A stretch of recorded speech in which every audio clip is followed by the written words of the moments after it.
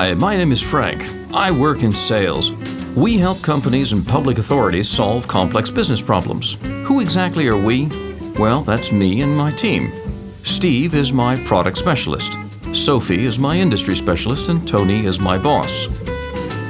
The people we work with at a customer include internal specialists, top management, and external consultants. In our environment, selling is really hard work because you have to do so many things at the same time. Our customers want us to understand their business and industry, not just talk product. They expect us to challenge their ideas and use our experience to help them identify their real pains. And the bigger the deal, the more people get involved in the decision. So I have to understand all of their needs as well and create good value propositions for everybody. This is where the team can really help make a strong impression.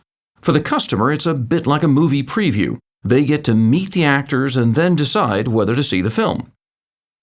Another thing that's hard work is making sure we come across as one team. There's nothing worse than confusing the customer with mixed messages, the kind of thing that happens when an important meeting is prepared at the last minute. You'd think that once a problem is understood, it would be easy to present a solution, but that has its challenges too.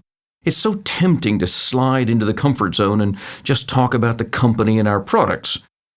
I remember one disastrous presentation. It felt like Tarzan calling the animals, but none of them were listening. One thing I found is that if my presentation is really adapted to the customer's needs, they'll use it to sell the project internally. Of course, even the best solution needs a strong business case to justify the investment. But it's more than just about the numbers. Customers want to feel wanted. You're committed to them and that you'll be there for the long haul.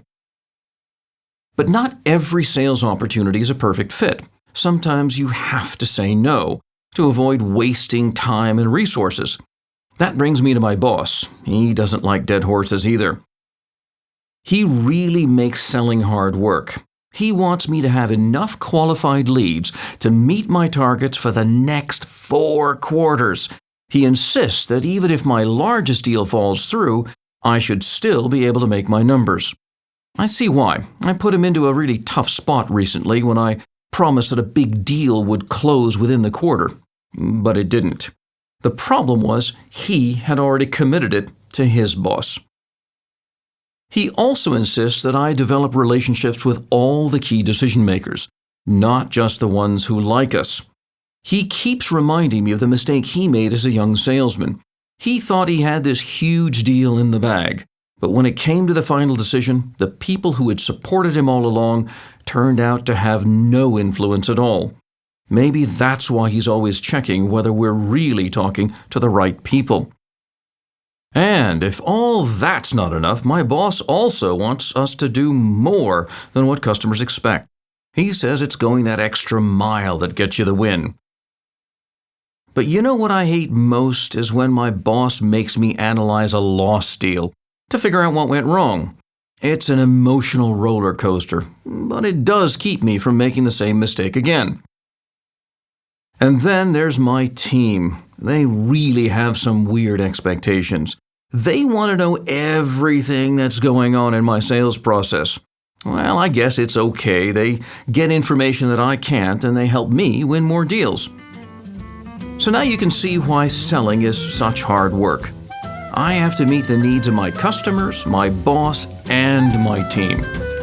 So why do I do it? Because I love the independence and the satisfaction of helping customers solve problems. They know I'll do everything I can to help. My boss challenges me all the time, but that makes me better. My team is fantastic. There's real power in working together, and we support each other through thick and thin. And the rewards, well, they speak for themselves.